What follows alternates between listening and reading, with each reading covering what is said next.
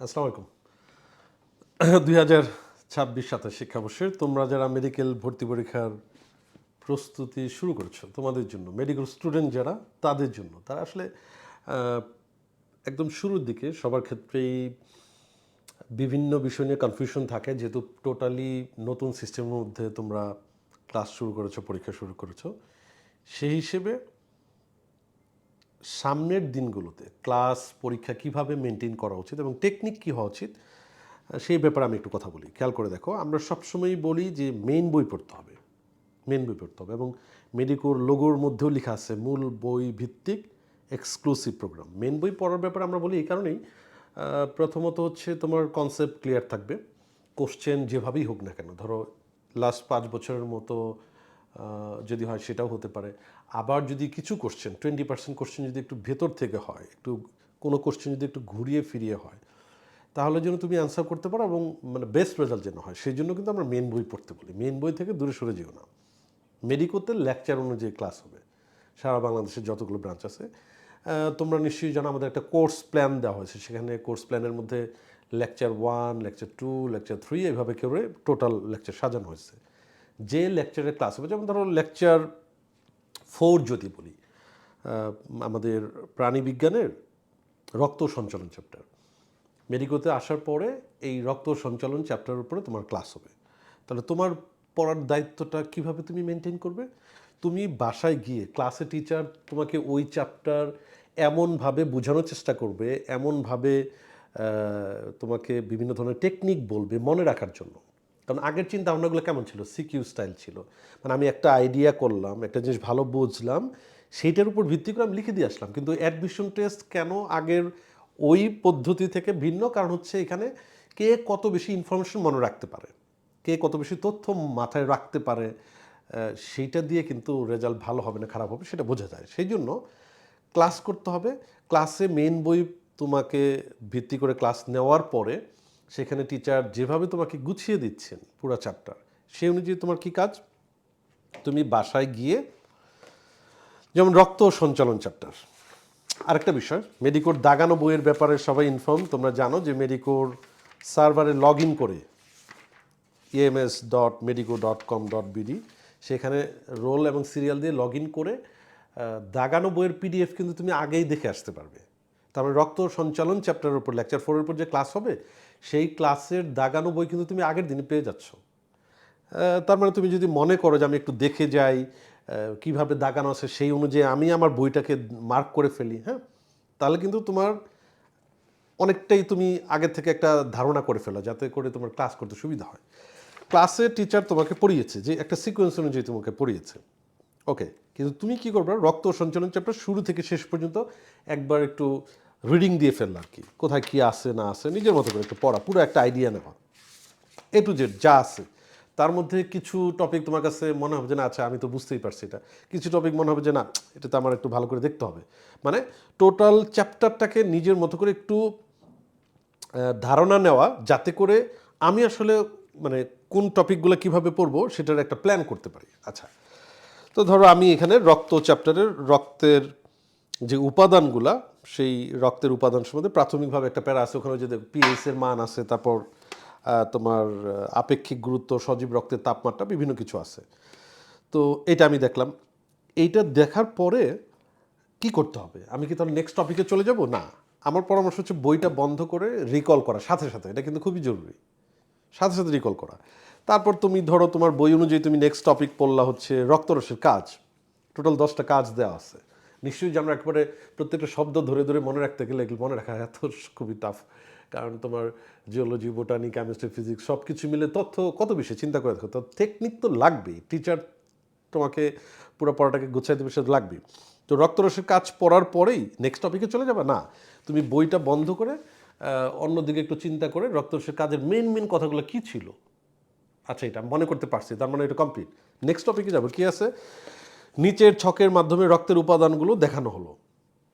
তাহলে ক্লাসে কিন্তু তোমাকে বলা হবে যে এই রক্তের উপাদানগুলো আসলে তুমি কীভাবে পড়বা, কোন অংশটাকে আগে পড়তে হবে, সেখানে কোনো ছন্দ দিয়ে মনে রাখতে হবে কিনা, কোনো টেকনিক দিয়ে মনে রাখতে হবে কিনা, সেই অনুযায়ী তুমি পুরো চার্ট কমপ্লিট করে ফেললা।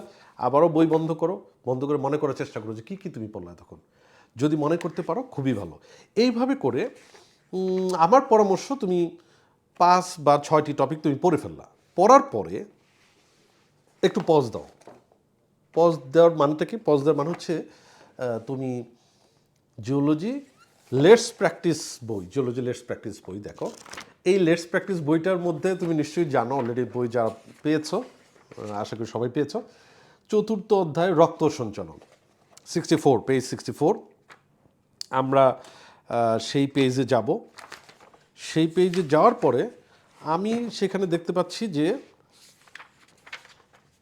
টপিক ধরে রক্ত সঞ্চালনের এই চ্যাপ্টারে কিছু প্রশ্ন দেওয়া আছে, যেমন রক্তের উপরে কি, রক্তরস বা প্লাজমার উপরে কি টপিক, হোম প্র্যাকটিস দেখবে, হোম প্র্যাকটিস দেওয়া আছে। তাহলে হোম প্র্যাকটিস দেখে, যেমন ধরো রক্তকণিকার উপরে এই টপিকটা যদি আমার পড়া হয়ে গিয়ে থাকে, তাহলে আমি কী করবো, তখন আমি পেন্সিল ইউজ করে এই 33 থেকে 37 পর্যন্ত কোশ্চেন সেগুলো আমি সলভ করলাম। মনে করো আমি লোহিত রক্তকণিকা বা এরিথ্রোসাইট পড়া শেষ, বইটা বন্ধ করে আমি রিকল করছি, নিজে নিজে মনে করার চেষ্টা করছি যে কয়েকটা ইম্পর্টেন্ট পয়েন্ট ছিল। এরপরে কিন্তু আমি এই লেটস প্র্যাকটিস বই বের করে এই লোহিত কণিকা বা এরিথ্রোসাইটের এখানে তোমার 44 থেকে 68 পর্যন্ত এমসিকিউ দেওয়া আছে অপশন। আমি কি করবো, পেন্সিল দিয়ে দিয়ে আমি এগুলো মার্ক করে ফেললাম। মার্ক করে দেন আমি একটু টাইম নিয়ে এই 44 থেকে 68 পর্যন্ত মিলিয়ে দেখলাম যে আমার কয়টা হয়েছে কয়টা হয় নাই। তাহলে তুমি খেয়াল করে দেখো, 2 রকম ব্যাপার আছে এখানে, 2 ধরনের প্র্যাকটিস করবো। আমি পড়লাম একটা টপিক, সাথে সাথে আমি রিকল করলাম, এরপরে 3, 4, 5টা টপিক পড়ার পরে এটা তোমার সাধ্যমতো যতটুকু তুমি মনে করো যে না আমার জন্য এইটুকু সুবিধাজনক, পড়ে লেটস প্র্যাকটিস বই থেকে আমি সলভ করে ফেললাম। আচ্ছা, এইভাবে করে আমি পুরা চ্যাপ্টার যখন আমার পড়া শেষ, এর মধ্যে হোম প্র্যাকটিস থেকে আমার সবগুলা টপিক ধরে আমার প্র্যাকটিস করা শেষ, তাহলে আমি কিন্তু প্রত্যেকটা লাইনে বা বিভিন্ন টপিকে এমসিকিউগুলো কীভাবে হইতে পারে, অপশনগুলো কীভাবে ক্রিয়েট হয়, সেটার সম্বন্ধে একটা পরিষ্কার আমি ধারণা পেয়ে যাচ্ছি। তারপরে আমি কি করব, যেহেতু বিগত বছরগুলোতে বিশেষ করে ফিজিক্স এবং কেমিস্ট্রিতে তো অবশ্যই, বোটানির ক্ষেত্রেও ছিল, জুলজির ক্ষেত্রেও বলা যায়, অনুশীলনের এমসিকিউ থেকে যেহেতু প্রশ্ন থাকে, তো ওটা কিন্তু খুব বেশি না, অনেক কম পড়েই সবচেয়ে গুরুত্বপূর্ণ অংশ বা বেশিরভাগ কমন পড়বে এরকম একটা ব্যাপার চলে আসে। তো সেক্ষেত্রে তখন তুমি এই লেটস প্র্যাকটিস বইয়ের মধ্যে কিন্তু আলিম স্যারের বইয়ের যত এমসিকিউ আছে সেগুলো দেওয়া আছে, মাজেদা ম্যাডামের বইয়ের যত এমসিকিউ আছে সেগুলো দেওয়া আছে, সেগুলো কিন্তু সাথে সাথে তুমি সলভ করে ফেললা, কমপ্লিট। এটা কেন করতে হবে? এই কারণেই যে বাসায় বসে যদি তুমি তোমার যা পড়া হচ্ছে তার সাথে সাথে তুমি এটা একটা সিনক্রোনাইজ করা, তার মধ্যে আমি একটু সলভ করে ফেললাম, এই যে ব্যাপারটা, এইটাতে তোমার দক্ষতা সর্বোচ্চ পর্যায়ে যাবে। তাহলে যাদের এই যে কয়েকটা ক্লাস হয়েছে, কয়েকটা পরীক্ষা হয়েছে, সেখানে যদি কারো নাম্বার কম এসে থাকে, তাহলে খেয়াল করে দেখো তোমার পড়ার সিস্টেম হয়তো ভুল ছিল, যেটাতে চেঞ্জ করতে হবে, আমি যেটা টপিক নিয়ে কথা বলতেছি। তাহলে এইভাবে করে রক্ত সঞ্চালন পড়া শেষ, কিন্তু খেয়াল করো তোমার আজমল স্যারের বই পড়া শেষ, তোমার কিন্তু এখানে লেটস প্র্যাকটিস থেকে সলভ করাও কিন্তু শেষ। তাহলে এরপরে কি আর কিছু বাকি থাকলো? আমি প্রথমত বলবো জিওলজির জন্য আজমল স্যারের নিউ এডিশনের যে বই, সেই বই ভালো করে পড়লে মানে জিওলজির যত প্রশ্ন আসবে মনে করি যে সবগুলোই পারা সম্ভব।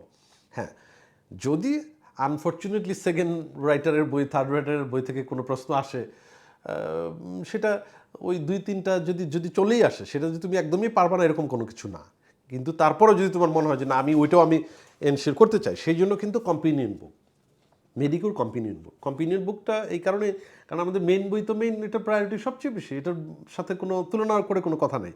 বাট যদি কেউ মনে করে, যদি তুমি মনে করো যে না আমি এই রক্ত সঞ্চালন চ্যাপ্টারে আমার ক্লাসে আমাকে টিচার যা বলেছেন এর বাইরে পড়াগুলোকে নিয়ে বইয়ের গুরুত্বপূর্ণ টপিক এবং সেকেন্ড রাইটার, থার্ড রাইটারের বইয়ে যে অতিরিক্ত তথ্য আছে, এটা কিন্তু তোমরা জানো যে ধরো রক্ত সঞ্চালন চ্যাপ্টারে আজমল স্যারের বইয়ে যে ইনফরমেশন, এটা তো আলিম স্যারের বইয়ে একেবারে 100% চেঞ্জ তা তো না, 5 to 10% ইনফরমেশন এক্সট্রা থাকতে পারে, মাজেদা ম্যাডাম হয়তো 10 to 15% এক্সট্রা থাকতে পারে। সেই এক্সট্রা ইনফরমেশনগুলো তুমি যদি নিজে নিজে খুঁজে বের করতে চাও, তাহলে কিন্তু তোমার সময় অনেক বেশি লাগবে। সেই জন্য মেডিকোর কম্পেনিয়ন বুক তোমাকে হেল্প করবে, সেখানে মানে কি কি অতিরিক্ত তথ্য আছে সেগুলো অ্যাড করা, তার সাথে সাথে সেখানে প্রচুর পরিমাণে টেকনিক্যাল কিছু কথাবার্তা আছে মনে রাখার জন্য। তার মানে টিচার ক্লাসে কিছু বলছে ছন্দ, কিছু টেকনিক, আবার ওই কম্বিনিয়ন বুকের মধ্যেও কিন্তু টেকনিক আছে। যেমন তোমার ধরো রক্ত সঞ্চালন চ্যাপ্টারে যদি বলি, যে মনে রাখার উপায়, ধরো রক্তরসের কাজ, এটা ক্লাসেও বলা হয়েছে। তারপর ধরো এখানে যেমন আরবিসিতে কি থাকে কি নেই, ঠিক আছে, এটা একটা শর্টকাট করে লেখা। মানে যে জিনিসগুলো নিয়ে কনফিউশন হয় সেগুলো এই কম্পিনিয়ন বুকের মধ্যে আর একটু ক্লিয়ার করে দেওয়া, যে জিনিসগুলো ইম্পর্টেন্ট সেগুলোকে আরেকটু হাইলাইট করে দেওয়া। তাহলে যখন আজমল স্যারের মেইন বই এবং কম্পিনিয়ন বুক কমপ্লিট হয়ে যাবে, সেখানকার কিছু কিছু মানে প্রশ্ন আছে সলভ করার জন্য, বিগত বছরের প্রশ্ন, স্পট এক্সাম, তাহলে কিন্তু জিওলজিতে তোমাকে আর মানে আটকানোর কোনো ব্যাপার নাই। মানে বায়োলজিতে তোমাকে আটকানোর কোনো ব্যাপার নাই। মানে ঠিক বোটানিও যদি তুমি একইভাবে পড়ো তাহলে 30-এ 30 পাওয়া সম্ভব, এর বাইরে কোনো কিছু না। এখন অ্যাকচুয়ালি কথা হচ্ছে যে তাহলে বাকি সাবজেক্টগুলোকে আমরা এভাবেই পড়বো? হ্যাঁ, সেম। মানে ধরো তুমি কেমিস্ট্রিতে তোমার গুণগত রসায়ন তুমি পড়বে, সেইমভাবে একটা টপিক পড়বে, পড়ে ওইটা আবার সাথে সাথে রিকল করবে। ওই গুণগত রসায়নের ওই টপিকের লেটস প্র্যাকটিস, কেমিস্ট্রি লেটস প্র্যাকটিসের মধ্যে তোমার যদি বলি, যেমন ধরো কেমিস্ট্রি লেটস প্র্যাকটিস, এইটাতে ওই টপিকের যে এমসিকিউগুলো আমরা দিয়েছি তোমার প্র্যাকটিস করার জন্য, সেটা তুমি করে ফেলবে সুন্দর মতো, পেন্সিল দিয়ে দিয়ে করবে, যাতে করে তুমি নিচে একটু মিলিয়ে দেখতে পারো যে আসলে অ্যান্সারগুলো কি হবে বা কি আছে, ঠিক আছে। তার সাথে সাথে কেমিস্ট্রি লেস প্র্যাকটিস বইয়ের মধ্যে কিন্তু অন্য অন্য বইয়ের, মানে হাজারি স্যারের বাইরে অন্য বইয়ের এমসিকিউগুলো কিন্তু তুলে দেওয়া আছে। এইভাবে করলে আমি তো মনে করি আর কোনো কিছু বাদ থাকে না। এইভাবে করলে আমি তো মনে করি মানে বেস্ট রেজাল্ট না হওয়ার কোনো কারণ থাকে না। সেই হিসেবে মেইন বই মাস্ট পড়তেই হবে, এটার বাইরে যাওয়ার কোনো সুযোগ নেই। এবং এই মেইন বইয়ের সাথে সাথে মেইন বইয়ের পড়াটা যেন বেস্ট হয়, আমার নিজের যতটুকু আমি প্রিপারেশন নেব, আর সেকেন্ড থার্ড রাইটারের অতিরিক্ত ইনফরমেশনের জন্য আমি শেষ করতে পারি সেই ব্যবস্থাও কিন্তু আছে। তার সাথে সাথে বিগত বছরের প্রশ্ন সলভ করার জন্য প্রশ্ন ব্যাংক তো থাকছেই তোমার, মানে একেবারে সাবজেক্ট ধরে অধ্যায় ভিত্তিক সবই আছে, সেখানেও তুমি সলভ করে ফেলতে পারবে। এইটা কমপ্লিট করে দেন মেডিকোতে এসে তোমাকে কিন্তু ওই লেকচার, যেমন লেকচার 4 রক্ত সঞ্চালন, এটার উপর পরীক্ষা দিতে হবে। তোমরা জানো মেডিকোর 100 মার্কসের পরীক্ষা হয়, তাহলে তুমি প্রত্যেকটা এক্সামে কিন্তু 100 মার্কসের, তার মানে তোমার দুইটা জিনিস হচ্ছে, একটা হলো তোমার ফাইনাল পরীক্ষা যেহেতু 100 মার্কসের হবে, তাহলে তোমার ব্রেন কিন্তু শুরু থেকে এটাতে অভ্যস্ত থাকতেছে, 100 টাইমিংয়ের ব্যাপারেও তোমার একটা ম্যাচুরিটি কিন্তু এখানে ডেভেলপ করবে। তার সাথে সাথে হচ্ছে যে তুমি স্বাভাবিক বিষয়, একটা লেকচারে 100 মার্কসের এমসিকিউ মানে হচ্ছে তুমি অনেক বেশি প্রশ্ন সলভ করতে পারতেছো, তাহলে এর বাইরে আর কী দরকার? আমরা তো মনে করি আর কিছু দরকার নেই। তাহলে এভাবে যদি হয়, এভাবে যদি সুন্দর মতো তুমি প্ল্যান করতে পারো, এভাবে যদি সুন্দর মতো তুমি পড়তে পারো, তাহলে মেডিকোর ক্লাস এবং মেডিকোর যে পরীক্ষার আয়োজন, সেটা আমার কাছে মনে হয় যে তোমাদের জন্য যথেষ্ট। আরও একটা বিষয় একসাথে বলে শেষ করি। দেখো, তোমরা যারা মেডিকোতে অলরেডি ক্লাস করেছো, তোমাদেরকে ফার্স্ট ক্লাসে এরকম একটা খাম দেওয়া হয়েছে। খামের ডিজাইন একটু মনে হয় ডিফারেন্ট, কারণ আমি শান্তিনগর ব্রাঞ্চে যেভাবে দেখেছি সেটা এটার মতো না, একটু অন্যরকম। তবে খামের ভিতরে সবাইকে যা দেওয়া হয়েছে একই বিষয় আছে, সেটা একটা একটা করে যদি বলি। তোমাদের আগে থেকে মেডিকোর একটা কোর্স প্ল্যান পেয়েছো তোমরা, সেখানে লেকচার 1 থেকে একেবারে লেকচার 43 পর্যন্ত, ইনক্লুডিং ইংলিশ আর হচ্ছে জেনারেল নলেজ, সব সুন্দর মতো কোন কোন টপিক কবে কবে পড়ানো হবে সেখানে উল্লেখ করা আছে। ইংলিশ টপিক এবং সাধারণ জ্ঞান শুরু থেকে যেন তুমি পড়তে পারো, যাতে করে কোনো ধরনের কোনো স্ট্রেস পরবর্তীতে তৈরি না হয়, সুন্দর মতো। এবং এখানে তোমরা নিশ্চয়ই জানো, এখানে একটা বুক লিস্টও দেওয়া আছে, সেই অনুযায়ী নিশ্চয়ই তোমরা বই সংগ্রহ করেছো অলরেডি। খেয়াল করে দেখো, এই কোর্স প্ল্যানের সাথে সাথে তোমাদের অফলাইন ক্লাসের নির্দেশনার জন্য এরকম একটা কাগজ দেওয়া হয়েছে, সেখানে কিছু তোমাদের দিক নির্দেশনমূলক কথাবার্তা আছে। আর হচ্ছে কিভাবে তোমার টিচার ক্লাস মেনটেন করবে, ক্লাসে তোমার কী কী নিয়ে আসতে হবে, দাগানো বইয়ের পিডিএফ, যেটাকে আমরা অনেক বেশি হাইলাইট করি কারণ অনেক বেশি জরুরি সেইটা কীভাবে মেনটেন করা হয়, কীভাবে তুমি পাবে সেটা উল্লেখ করা আছে। পরীক্ষাগুলো কীভাবে হবে সেটা উল্লেখ করা। মেন্টর, বিষয়ভিত্তিক মেন্টর, মানে কোন সাবজেক্টের জন্য তুমি কাদের সাথে কথা বলবে, এরকম কিন্তু মেন্টরদের ফোন নাম্বার সহ দেওয়া আছে, যাতে করে তুমি তোমার যদি কোনো প্রয়োজন হয় তাহলে সেক্ষেত্রে তুমি তাদের সাথে কথা বলতে পারবে। এরপরে তোমার কিউএনএ সার্ভিস, এটা যদিও অন্য অনেক প্রতিষ্ঠানেরই আছে, সেটা হচ্ছে মেডিকোর সার্ভারে লগ ইন করলে তুমি চাইলে সাবজেক্ট সিলেক্ট করে, চ্যাপ্টার সিলেক্ট করে, সেখানে কোনো প্রশ্ন করলে টিচার্স প্যানেল যারা আছে তারা কিন্তু ওই প্রশ্নের উত্তর দেয় মেডিকোর সার্ভার থেকে, যদি লগ ইন করা থাকে সেক্ষেত্রে, ঠিক আছে। আচ্ছা, এই হচ্ছে বিষয়। তার সাথে সাথে একটা ডেইলি স্টাডি প্ল্যান দেওয়া আছে। ডেইলি স্টাডি প্ল্যান হচ্ছে তোমার মেডিকেলে যেদিন ক্লাস থাকবে কয় ঘন্টা পড়বে, ক্লাস যেদিন থাকবে না, এটার একটা ফরম্যাট আমরা করে দিয়েছি। যদি তুমি এর থেকে মানে এটা মেনটেন করতে পারলে খুবই ভালো, যদি এর থেকে ডিফারেন্টভাবে তোমার মতো করে করে নিতে চাও করো। একটা ডেইলি স্টাডি প্ল্যান মাস্ট থাকতে হবে, মাস্ট ডেইলি স্টাডি প্ল্যান কিন্তু থাকতে হবে। এর সাথে সাথে আরেকটা খুবই গুরুত্বপূর্ণ জিনিস হচ্ছে স্পেশাল এক্সাম টপিক লিস্ট দেওয়া আছে। স্পেশাল এক্সাম টপিক লিস্টের মধ্যে কী আছে, এখানে বিভিন্ন চ্যাপ্টারের সবচেয়ে গুরুত্বপূর্ণ টপিকগুলো আইডেন্টিফাই করেছি আমরা। এবং তুমি লেকচার অনুযায়ী যখন ক্লাস করবে, যেমন লেকচার 4-এর রক্ত সঞ্চালনের উপরে, সেখানে কিন্তু তোমার এই স্পেশাল এক্সাম হবে এই টপিকগুলোর উপরে, এবং কোন টপিক থেকে কয়টা করে এমসিকিউ থাকবে সেটা উল্লেখ করে দেওয়া আছে, যাতে করে সবচেয়ে গুরুত্বপূর্ণ টপিক তোমার বারবার পড়া হয়, সবচেয়ে গুরুত্বপূর্ণ টপিক যেন কোনোভাবেই তোমার মিস না হয়, সেই জন্য টপিকগুলোও আলাদা করে দেওয়া, এটা তোমাদের জন্য হেল্পফুল হবে। এর সাথে সাথে সর্বশেষ যে বিষয় সেটা হচ্ছে যে একটা রুটিন দেওয়া হয় তোমাদের। এবং আমাদের যেহেতু তোমরা জানো যে সেম টিচার্স প্যানেল ক্লাস নেয়, এরকম আমরা একটা মেনটেন করার চেষ্টা করি। সেই জন্য আমাদের ধরো 1 সপ্তাহের রুটিন বা 2 সপ্তাহের রুটিন আমরা দেওয়ার চেষ্টা করি।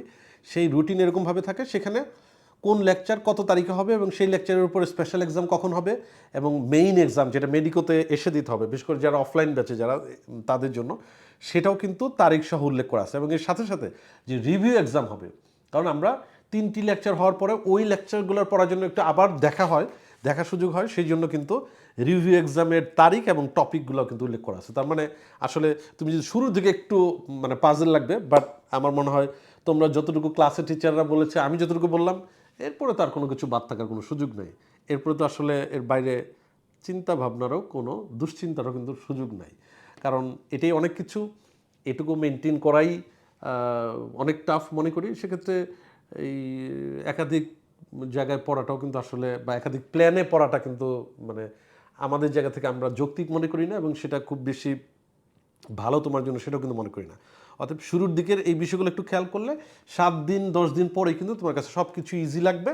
এবং আমি যা যা বললাম এগুলো যদি মেনটেন করতে পারো, ইনশাল্লাহ ভালো রেজাল্ট হবে, বেস্ট রেজাল্ট হবে তুমি যেরকমভাবে চিন্তা করতেছো। তাহলে মেডিকোর স্টুডেন্ট যারা যারা আমাকে শুনতে পাচ্ছ, যারা আমার কথা শুনতে পাচ্ছ, তোমাদের সবার জন্য শুভকামনা, সবার জন্য শুভকামনা। যারা পরিশ্রম করবে তাদের পরিশ্রমের জন্য মূল্যায়ন হয়। সবাই ভালো থাকো, সুস্থ থাকো। 2026-27 শিক্ষাবর্ষের মেডিকেল ভর্তি পরীক্ষা দিতে ইচ্ছুক যারা, আল্লাহ হাফেজ।